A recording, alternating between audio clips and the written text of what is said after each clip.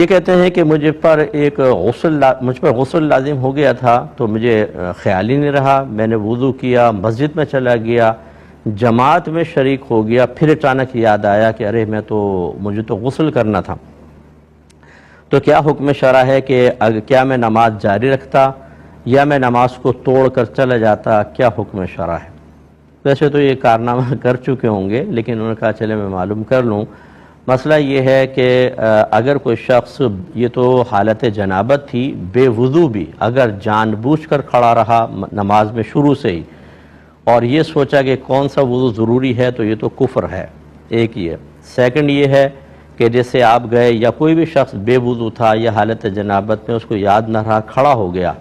تو اس کے لیے حکم شرع یہ ہوتا ہے کہ یہ فوراً نماز کو توڑے، اور اس کا طریقہ، نماز تو خیر شروع ہی نہیں ہوئی، مطلب یہ کہ وہ ہٹ جائے۔ اس کا طریقہ کیا ہے؟ ناک پر ہاتھ رکھ کے ہٹے کہ لوگ سمجھے شاید نکسیر پھوٹ گئی، اس کی تو پردہ بھی رہ جائے گا، اور یہ پیچھے نکل کے یا تو سائیڈ میں چلے جائے پہلے صف کے آخر میں، پھر وہاں سے کونے سے نکلتا چلا جائے، یا یہ صف چیرتا ہوا نکل جائے، کوئی مسئلہ نہیں ہے۔ بعد میں لوگ شور کریں، ان کو مسئلہ بتائیں کہ صحیح مسئلہ یہ تھا، تو اس وجہ سے میں باہر نکل گیا، لیکن وہاں کھڑا نہیں رہ سکتا۔ اب کھڑا رہے گا تو وہی دو صورتیں ہیں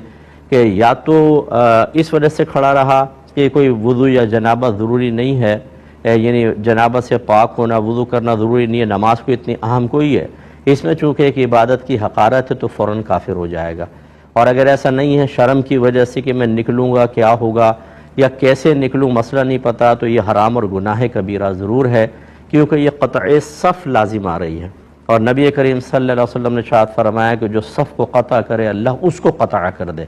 یعنی شدید ترین ناراضگی کا اظہار ہے اس کے اوپر۔ صفوف کو اسی لیے سرکار مل کر کھڑا ہونے کا حکم فرماتے تھے، اور فرماتے ہیں کہ شیطان تمہاری صفوں کے درمیان ایسے گھس جاتا ہے جیسے بھیڑ کا بچہ بھیڑ کے پیروں میں گھس جاتا ہے، جیسے وہ دودھ پینے کے لیے آپ دیکھیں بکری کے بچے، بھیڑ کے بچے جو ہیں وہ پیر میں گھستے ہیں، پھر وہ دودھ پی رہے ہوتے ہیں، اس طرح شیطان تمہارے درمیان میں آ جاتا ہے۔ تو بہرحال پھر یہ گناہ کبیرہ تھا، اللہ تعالیٰ کی بارگاہ میں ضرور توبہ کریں اور آئندہ اس کا خیال رکھیں۔ چلے پہلے بہن کے لے لیتے ہیں کہ دیکھیں، پہلی بات تو یہ کہ فقہ حنفی کے مطابق غصے میں طلاق ہوتی ہے۔ کون شوہر ایسا ہوگا؟ بعض اوقات ایسا ہوتا ہے کہ آپس کی انڈرسٹینڈنگ سے میاں بیوی کہتے ہیں میں ہم ساتھ نہیں چل سکتے، طلاق کا معاملہ کر لیتے ہیں، یہ خلا کا ہو کہتے ہیں چلو ٹھیک ہے، یہ تو ایک نارمل وے میں گفتگو ہو رہی ہے، ورنہ تقریباً 90% جو طلاقیں ہیں وہ غصے میں ہو رہی ہیں۔ اگر صرف غصے کے اندر طلاق کے وقوع کو منع کر دیا جائے تو پھر اس کا مطلب ہے کہ سارے طلاقیں دیتے رہیں اور کہیں تو میں تو غصے میں تھا اور طلاقیں نہیں ہوں گی۔ لیکن غصے کی دو اقسام ہوتی ہیں، ایک ایسی ہوتی ہے کہ ایک شخص کا غصہ معروف ہے اتنا کہ اس کی عقل پر غالب آ جاتا ہے۔ غالب آنے کی علامت یہ ہے کہ جب غصہ آتا ہے اس کو نہیں پتہ چلتا میں کیا کر رہا ہوں، کبھی سر پہ اینٹ مارتا ہے، کبھی دیوار میں سر مارتا ہے، کبھی شیشے میں گھوسا مار کے اپنا ہاتھ زخمی کر لیتا ہے، سامنے والدہ ہے، بہن ہے، کوئی خیال نہیں، چیزیں اٹھا کے پھینکتا ہے۔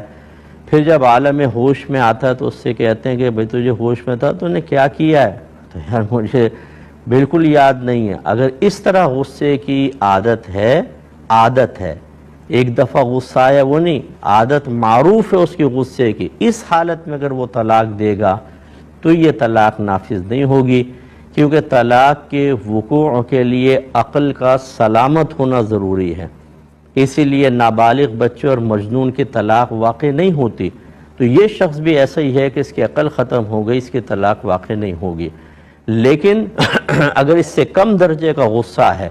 یا کبھی کبھار آتا ہے، عادتاً ایسا نہیں ہے، تو پھر وہ بالکل صاحب عقل تصور کیا جائے گا۔ ایسا کیوں نہ ہوا کہ اس نے غصے میں آ کے اپنی والدہ کے منہ پر گھسا مار دیا ہو،